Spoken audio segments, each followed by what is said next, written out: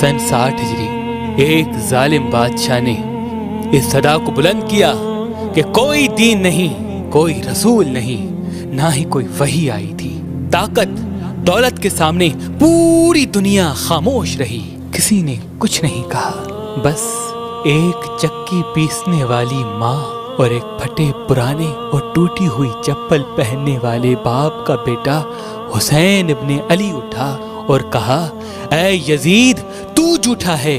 मेरा नाना मोहम्मद मुस्तफ़ा सल्लल्लाहु अलैहि वसल्लम अल्लाह के रसूल हैं। कुरान अल्लाह की तरफ से नाजिल हुआ है ताकि इंसान अपनी इस्लाह कर सके। यजीद ने कहा, तू मुझे नहीं जानता, मेरे पास तलवार है, दौलत है, हुकूमत है। इमाम हुसैन ने कहा, मेरे पास सब्र है, शराफत है, सदाकत है। बस रात की तारीकी में इमाम हुसैन अपने नाना रसूल अल्लाह के रोज़े पे आते हैं। अल्लाह के महबूब ख्वाब में आते हैं और फरमाते हैं, ऐ मेरे नवासे, इसी दिन के लिए तुम्हारी परवरिश की, तुम्हें इस्लाम पर कुर्बान होना है, अपना सब कुछ दीन खुदा पे फिदा करना है, अपने खून से इस्लाम की सदाकत को बयान करना है, अपने सर को तन से जुदा करवा के नौके नेज़ा पे सवार करवा के कुरान की तिलावत को सुनाना है, ताकि रोज़े महशर तक कोई यजीद ये कह ना सके कि तुम्हारा नाना झूठा था। बस ये कहना था। इमाम हुसैन अपनी बहनों बेटियों को लेकर मक्के से होकर करबला की तरफ रवां हो गए। फौजे यजीद ने चारों तरफ से मौला हुसैन को घेर लिया। 3 दिन से पानी बंद कर लिया। इमाम हुसैन सब्र करते रहे। शब आशूर अपने तमाम चाहने वालों को एक खैमे में बुलाया और कहा, ऐ मुझसे प्यार करने वालों, ये जो बाहर फौज खड़ी है ये सब मेरे नाना के दीन के दुश्मन हैं, मेरे बाबा के दुश्मन हैं। इन सबको मेरा खून चाहिए, मेरा सर चाहिए। मैं तुम सब के लिए हुज्जत तमाम करता हूँ। जाओ, अपने गांव वापस चले जाओ, तुम्हारी जन्नत का जामिन मैं हूँ। बस ये कहना था। सब इमाम हुसैन को हसरत की निगाह से देखते रहे। इमाम हुसैन ने कहा, शायद तुम्हें आंखों की शर्म ने रोके रखा है। अब्बास, चराग बुझा दो। चराग का बुझना था। इमाम हुसैन ने कहा, जाओ, अपने अपने शहर वापस चले जाओ, तुम सब की जन्नत का जामिन मैं हूँ। तुम सबको शहादत का मर्तबा अल्लाह से मैं लेके दूंगा। जाओ। बस कुछ देर के बाद इमाम हुसैन ने जैसे ही चिराग जलाया, क्या देखें, सबके सब तलवार अपनी गर्दन पे रख के कहते हैं, ऐ हमारे आका हुसैन, आपको छोड़ के कैसे जाएं? ना हमें जन्नत की लालच है, ना हमें जानों का खौफ है। सिर्फ इतना बताएं, जब रोज़े महशर आपके नाना पूछेंगे कि मेरे नवासे को ऐसे ही छोड़ दिया, आपकी वालदा पूछेगी कि मेरे बेटे को ऐसे ही तलवारों के बीच में छोड़ दिया, तो उनको क्या जवाब देंगे? हमें आपके कदमों पे कुर्बान होना है। बस 10 मुहर्रम का सूरज तुलू हुआ। इमाम हुसैन ने कहा, अकबर, अजान दो। अली अकबर की अजान से सहराए करबला गूंज उठा और नमाज फजर में ही इमाम हुसैन पे हमला हो चुका। एक एक इमाम हुसैन के कदमों पे कुर्बान होता गया। कभी हुर का लाशा आता है तो कभी हबीब इब्ने मज़ाहिर का, कभी औन और मोहम्मद के लाश आते हैं तो कभी कासिम के टुकड़े मिलते हैं। तारीख ने लिखा, इमाम हुसैन अलैहिस्सलाम अपने नाना रसूल अल्लाह से बहुत प्यार करते थे। अपने नाना की रहलत के बाद बार बार अपने बाबा अली से कहते थे, बाबा, मुझे नाना की बहुत याद आती है। इमाम अली कहते थे, ऐ हुसैन, नमाज में दुआ मांगा करो, अल्लाह तुम्हें हम शक्ल पैगंबर अता करेगा। तो अल्लाह ने अली अकबर अता किया। जब भी नाना की याद आती थी, अली अकबर की जियारत किया करते थे। जब अली अकबर ने कहा, बाबा, मुझे भी इजाजत दें ताकि मैं भी आपके कदमों पे कुर्बान हो जाऊं, इमाम हुसैन ने फरमाया, जा अकबर, अल्लाह के दीन पे कुर्बान हो जाओ। बस जैसे ही घोड़े की जीन से ज़मीन पे आते हैं, इमाम हुसैन अली अकबर के पास आते हैं। देखते हैं जवान बेटा 18 साल का अली अकबर। कहते हैं, बाबा, मेरे सीने में बहुत तकलीफ है। बस जैसे ही सीने के हाथ को हटाना था, इमाम हुसैन देखते हैं एक बर्छी है जो अली अकबर के कलेजे में लगी है।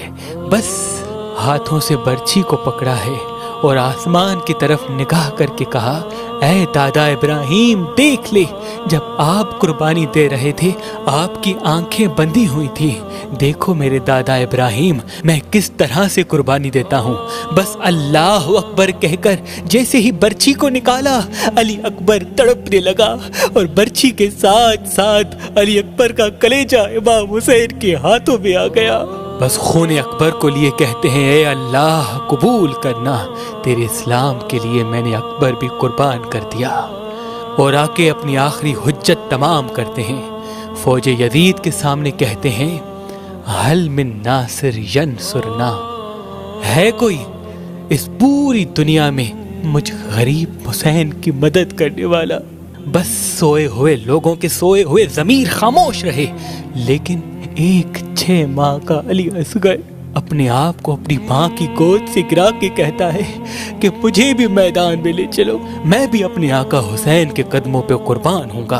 बस इमाम हुसैन को बीबी रुबाब ने अली असगर दिया और कहा, ऐ मेरे आका, ये सोता नहीं, इसे पानी पिलाओ। इमाम हुसैन अपने 6 माह के असगर को लिए मैदान में आते हैं और कहते हैं, ऐ लोगों, अगर तुम्हारी जंग है तो मेरे नाना के दीन से है, अगर तुम्हारी नफरत है तो मेरे बाबा अली से है, मुझसे है।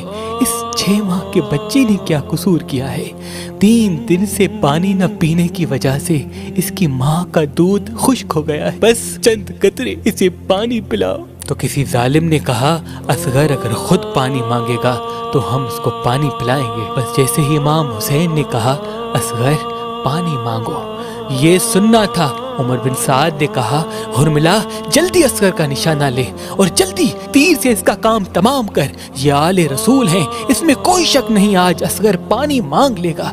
और अगर असगर की मासूम आवाज फौजे यजीद तक पहुंची तो सब के सब लोग हमारे खिलाफ हो जाएंगे। और जिस तीर से जानवरों का शिकार किया जाता था, एक 6 माह के बच्चे पर वो तीर चलाया। उस तीर की 3 नोकें थी। तारीख ने लिखा, एक अली असगर के कान में लगी, एक गले में लगी और एक कमर में लगी।